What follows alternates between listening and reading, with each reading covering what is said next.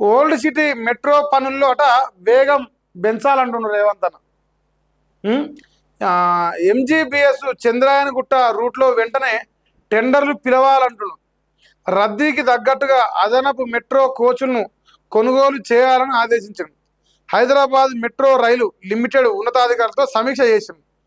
డిసెంబర్లో గ్లోబల్ సమిట్కు అంతర్జాతీయ స్థాయిలో ఉండాలని ఏర్పాట్లకు మరి సూచన ఇస్తారంట.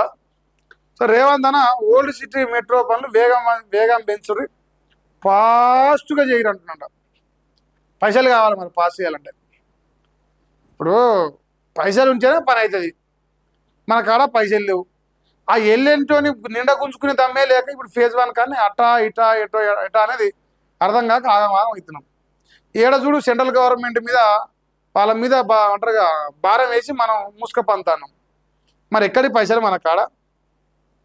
పైసలు ఉంటే కదా ఏమన్నా ఆలోచన చేసేది. ఇక పాత బస్తీ మెట్రో పనులనట వేగవంతం చేసి వీలైనంత త్వరగా టెండర్ల ప్రక్రియ ప్రారంభించాలని అధికారులను సీఎం రేవంత్ రెడ్డి ఆదేశించారు. ఎంజీబీఎస్ నుంచి చంద్రాయనగుట్ట వరకు 7.5 కిలోమీటర్ల కారిడార్లో రోడ్డు విస్తరణ, భూసేకరణ పనులు వేగంగా పూర్తి చేయాలన్నారు. రోజు రోజుకు పెరుగుతున్న ప్రయాణికుల రద్దీకి తగ్గట్టుగా కొత్త మెట్రో కోచ్ను కొనుగోలు చేయాలని స్పష్టం చేసింది.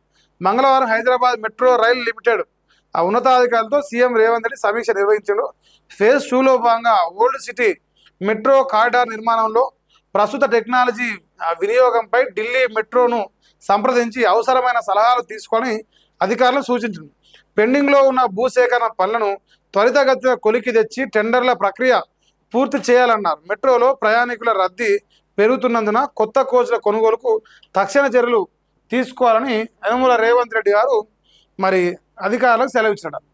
ఈ మెట్రో కట్టాలి, మెట్రో ఫేజ్ 2 అంటే సరే టెండర్లు పిలిచినా ఏం చేసినా గింజలు కావాలి.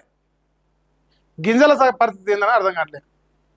ఇప్పుడు గడ కంచగచ్చి బౌలో భూములు అమ్మడానికి ఛాన్స్ లేదు. ఇక వెతుకు మరి ఇంకేనా వెతికితే దొరకందంటూ ఏదీ లేదు. మనసుంచే మారు ఉంటానట్టుగా ఈ మెట్రో ఫేజ్ 2 కట్టడానికి ఇప్పుడు ఏడ ముంచితే, ఏడ జనాల్ని కళ్ళు కప్పితే ఏడ వేల కోట్లు వస్తాయో ఆ భూమి తెలాడుకో. ఎందుకంటే మనం రూపాయనో ఆటానో సంపాదిస్తే అదంతా రియల్ ఎస్టేట్ని సంపాదించిన కాబట్టి, సో రియల్ ఎస్టేట్లో మళ్ళీ ఇంకేమైనా భూమి ఉందా వెతికి దాన్ని కూడా అమ్మక దొబ్బి ఆ ఓల్డ్ సిటీలో మెట్రో వేసి పైసలు కమాయించుకోవాలి.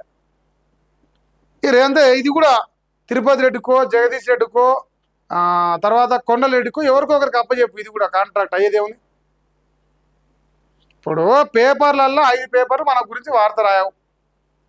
చెడుగా వస్తే మా అయితే నమస్తే తెలంగాణ రాస్తే రాయని అయ్యేది ఏముంది పట్టవు. నష్టం ఏమన్నా మనకు? ఇంకా యంగ్ ఇండియా స్కూళ్ళతోట ప్రపంచ స్థాయి విద్యట, సామాజిక ఆర్థిక అసమానతలను చెరిపివేయడమే ప్రభుత్వ లక్ష్యమట సీఎం రేవంత్ రెడ్డి. పేద పిల్లల కళలను చిరునామాగా శరవేగంగా నిర్మాణం అట. ప్రతి నియోజకవర్గంలో అత్యాధునిక వసతులతో ఏర్పాటు చేస్తున్నామని ట్వీట్ చేసినట్ట. మరి ఇది రేవంత్ రెడ్డి ట్వీట్ చేసినట్టు. ఈ ట్వీట్ ఏడుందో మరి మీకు చెప్పాలి.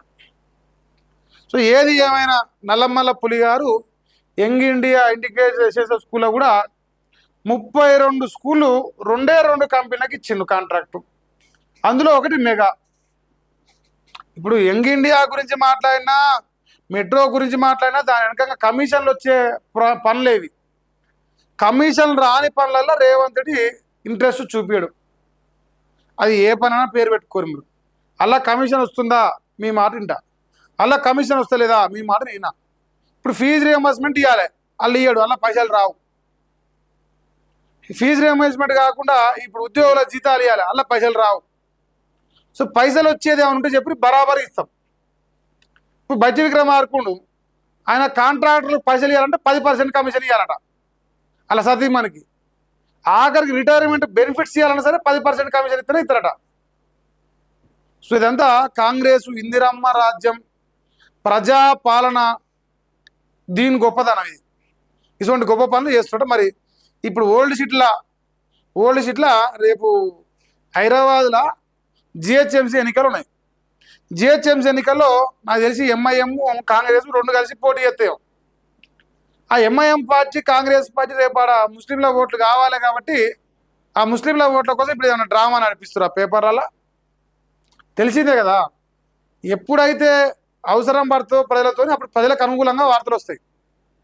ఇక రేపా మా పనట్టు ఇప్పుడు జిహెచ్ఎంసీ పరిస్థితి. అది కథనే.